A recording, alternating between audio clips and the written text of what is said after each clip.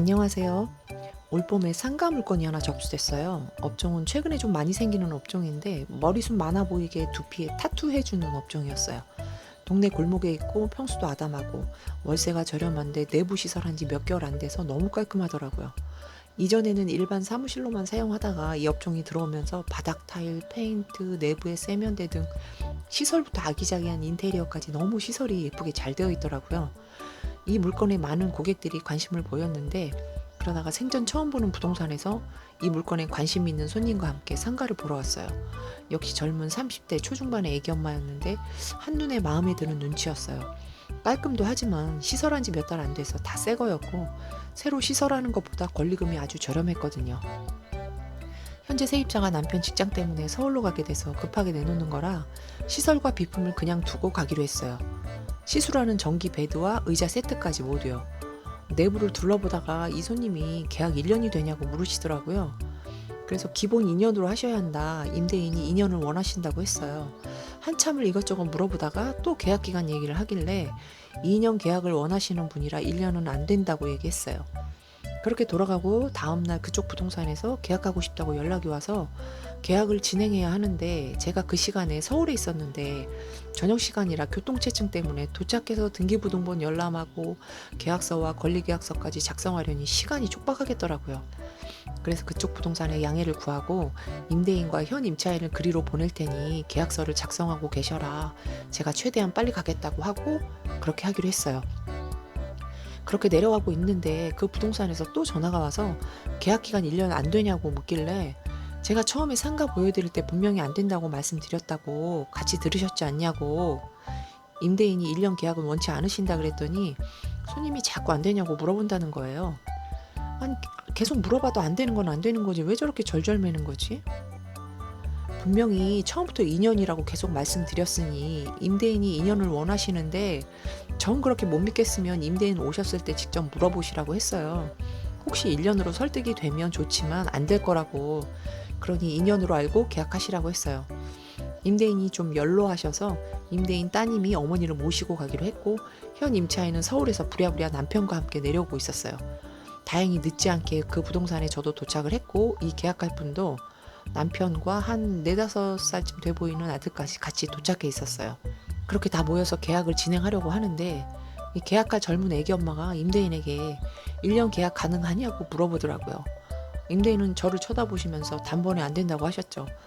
2년 계약을 원한다 그랬더니 이 애기 엄마가 난색을 표하는 거예요. 1년 아니면 계약이 곤란하다면서 그럼 생각을 다시 해봐야겠대요. 여기서부터 또 스팀이 오르기 시작하더라고요. 일단 참고 처음부터 되짚어가면서 이 계약할 애기 엄마에게 얘기를 했어요. 제가 처음에 가게 보러 오셨을 때 1년 계약을 물으셔서 분명히 안 된다고 말씀드렸다고 기억나시냐고 했죠. 그리고 좀 전에 여기 부동산 사장님이 물어보셔서 2년 계약밖에 안 된다고 분명히 말씀드렸다. 그런데 이 저녁에 사람들 다 모였는데 이제 와서 1년 얘기를 하시면 어떡하냐고 했죠. 그랬더니 여기 부동산 사장님이 주인 오면 물어보라고 했대요. 제가 그 부동산 사장님을 째려봤죠. 제가 물어보라고 한 건 분명히 2년 계약을 전제로 하되 그렇게 원하면 물어나 보시라고 한 거지 만에 하나 1년이 안 된다고 하면 당연히 처음부터 얘기했던 2년 계약을 생각하는 게 상식이지 사장님은 말을 어떻게 전달하신 거냐고 제가 부동산 사장님께 쏘아붙였어요. 근데 이 사장님 왜 그리 절절매는지 저도 2년밖에 안 된다고 했고 정 그러면 직접 물어보시라고 했다고 쭈뼛거리는 거예요.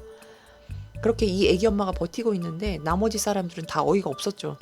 그리고 시설 권리금 얘기하다가 차후 임대차 계약 해지 시에는 원상복구 책임은 임차인에게 있다고 했더니 자기네가 권리금까지 주고 들어가는데 나중에 철거까지 해야 하냐고 따지는 거예요. 이 계약자 남편이.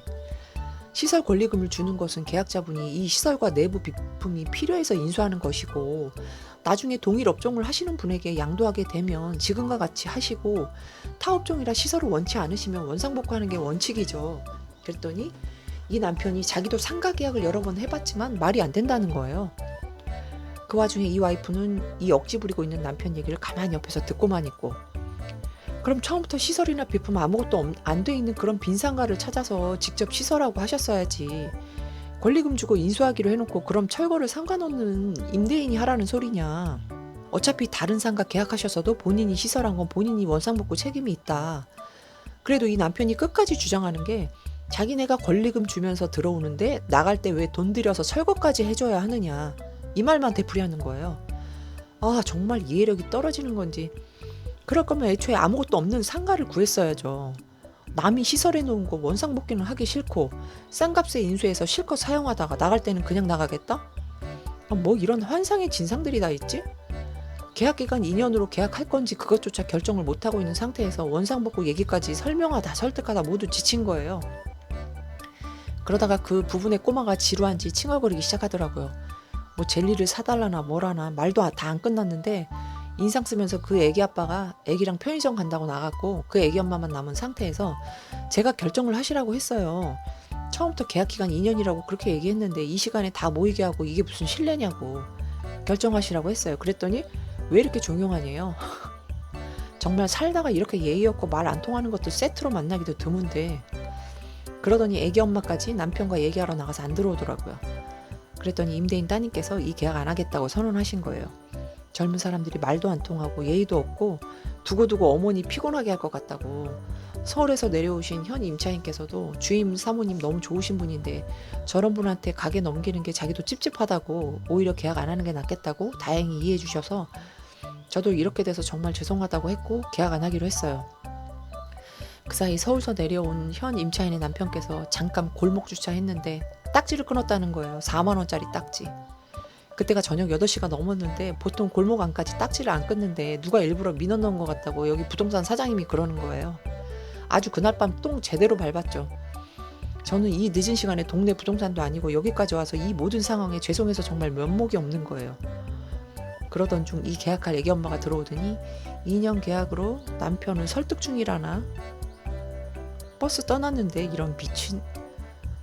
지금 그것만 문제가 아니고 권리금 주고 들어와서 나갈 때 원상복구까지 못한다고 저러시잖아요, 남편분이. 그래서 임대인께서 이 계약을 안 하시겠대요. 그랬더니 갑자기 동공이 흔들리는 거예요. 혼자 마음이 급해져서는 잠깐만 시간을 달라고 밖에서 남편과 더 상의를 해보겠다고 해서 상의하셔도 소용없다고 임대인 입장은 이미 계약 안 하기로 하셨다고.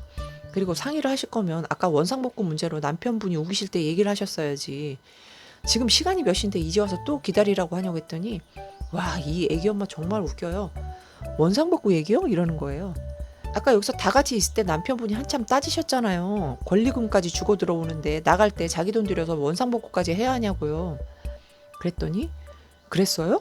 이러는 거예요. 마치 그 자리에 없어서 처음 듣는 얘기인 것 마냥. 아, 이것들 또라이야 아니면 모른 척 하는 거야?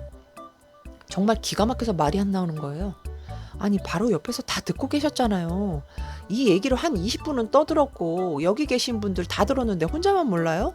그랬더니 밖에 나가서 남편과 얘기를 하는 건지 싸우는 건지 알게 뭡니까? 부부가 싸우거나 말거나 모두 인사 나누고 죄송하다고 하고 다들 괜찮다고 살다 보면 이런 일도 있는 거죠 하면서 쿨하게 돌아가셨어요. 나오면서 그 우유부단하고 손님에게 할 말 못하고 절절매는 사장님께도 한마디 했죠. 저 사람들 다시 한다고 해도 계약 안 할 거니까 연결하지 마시라고요. 그 이후로 그 애기 엄마가 이 부동산 저 부동산 엄청 돌아다니는 것 같았어요. 같은 물건을 또 보겠다고 타 부동산 통해서 연락 오길래 보고 갔던 손님이라고 잘라버렸죠. 얼마 안 돼서 차만 세입자와 이 상가 계약했습니다. 이 시설 권리를 인수하실 때는 내가 원상복구를 어디까지 할 것인가 이게 중요해요. 그리고 내가 했던 남이 했던 최종적으로 누군가는 복구를 해야 해요. 세월이 지나면 이 원상복구 때문에 분쟁이 많이 생기는데 세입자가 여러 번 바뀌면서 각각 했던 시설들이 있을 거 아니에요. 인수받을 때 특약사항에 난 이 부분을 인수받았다 명시를 해야 나중에 분쟁이 없죠. 그냥 시설에 대해 원상복구 한다라고 뭉뚱그려서 기재해 놓으면 특히 가벽이나 파티션이나 뭐 벽면에 해놓은 제법 큰 시설물들처럼 본인이 모르고 있던 부분까지 복구를 떠맡을 수 있으니 계약 시 임대인과 명확히 하셔야 합니다. 오늘도 시청해 주셔서 감사합니다.